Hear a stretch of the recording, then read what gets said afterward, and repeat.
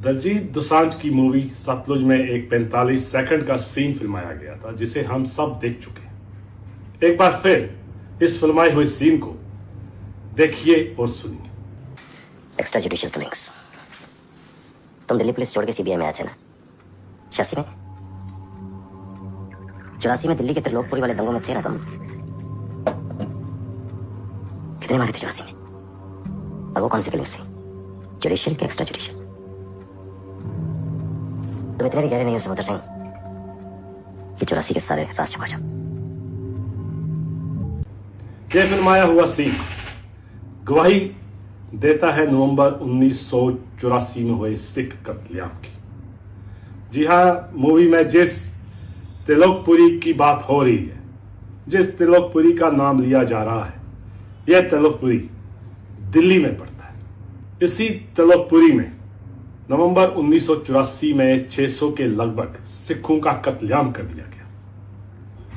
यही नहीं, पूरी दिल्ली में 3000 के लगभग सिखों का कत्ल हुआ। ह्यूमन राइट्स के मुताबिक 10,000 से भी ज्यादा सिखों का कत्ल कर दिया गया। यह मुद्दा मैं आज इसलिए उठा रहा हूं क्योंकि यह फिल्माया हुआ सीन मेरे अतीत से जुड़ा हुआ है। जी हां, मैं खुद नवंबर 1984 का विक्टिम हूं। नवंबर 1984 में मेरा परिवार इसी त्रिलोकपुरी में रहता था। इंदिरा गांधी की हत्या के 2 दिन बाद यानी 3 नवंबर को अचानक सुबह 4 से 5 बजे के बीच में हमारे घर पर 5 से 6 हजार के लगभग दंगाइयों ने हमला कर दिया। हमारी दुकान और मकान लूट ली गई।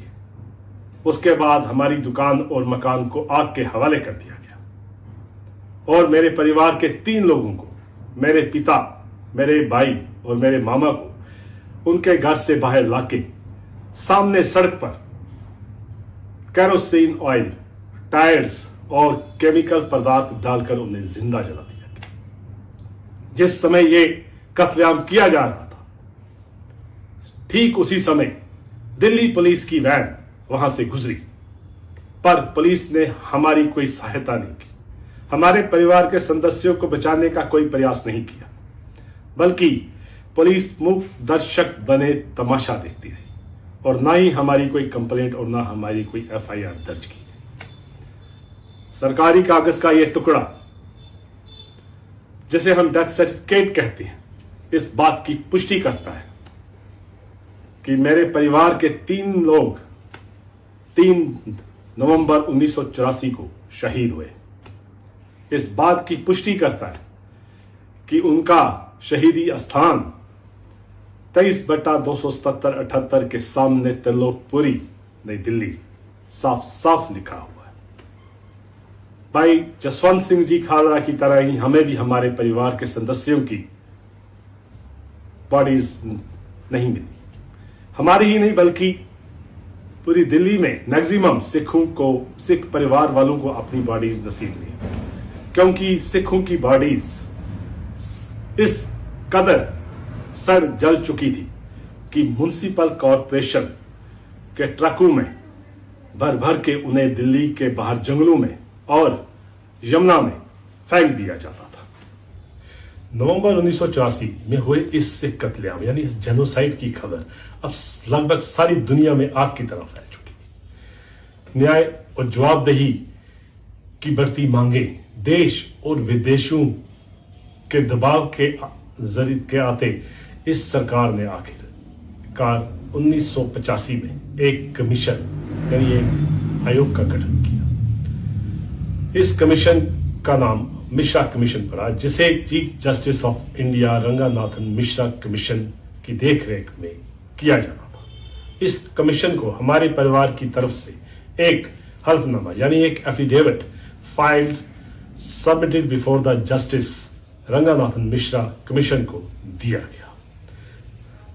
पर यह कमीशन राजीव गांधी सरकार को क्लीन चिट देने की मंशा से बनाया गया था, ना कि नवंबर 1984 के सिख पीड़ितों को न्याय दिलवाने की मंशा से, जिसकी वजह से इस कमीशन को काफी आलोचनाओं का सामना करना पड़ा। इस आलोचनाओं के चलते और दबाव के चलते सरकार को एक बार फिर से 1987 यानी 1987 में 3 कमेटीज का गठन करना पड़ा।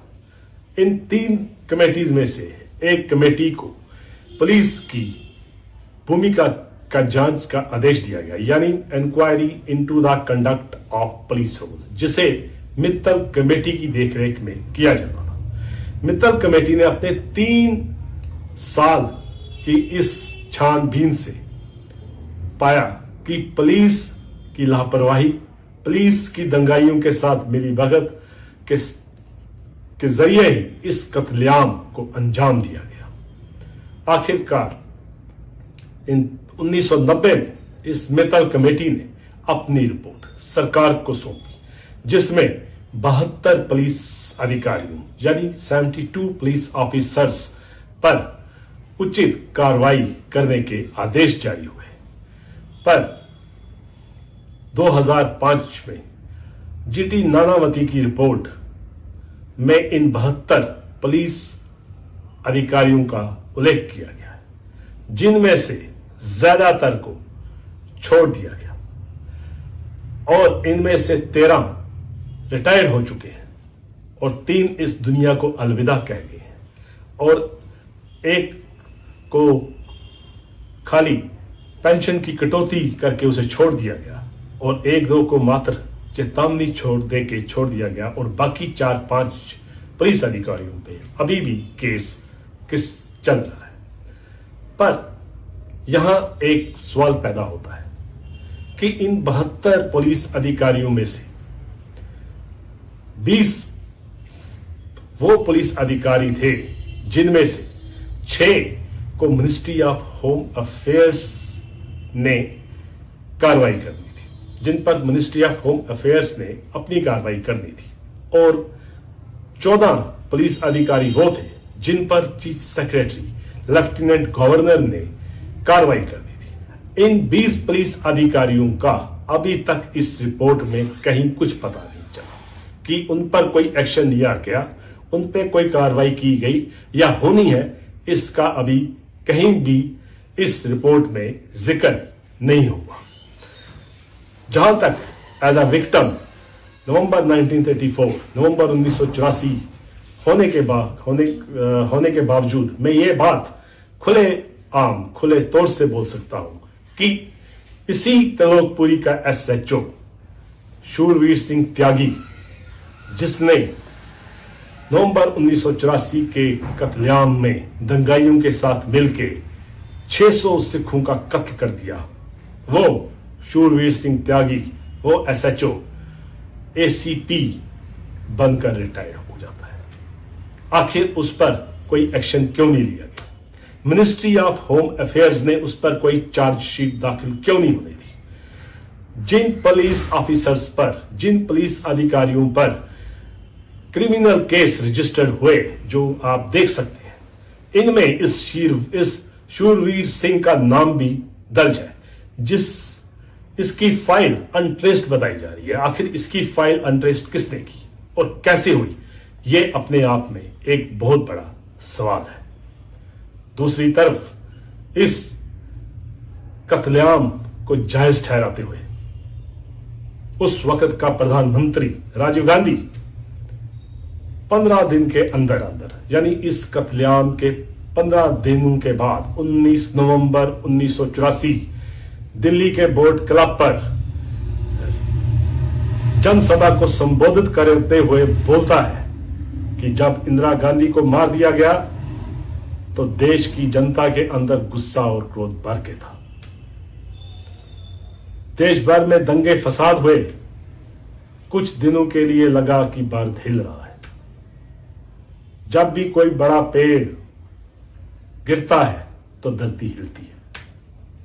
प्रधानमंत्री राजीव गांधी ने जिस तरह से ये स्टेटमेंट, जिस तरह से ये बयान दिया, इस बयान से ये साबित हो जाता है कि नवंबर 1934 were a series of well organized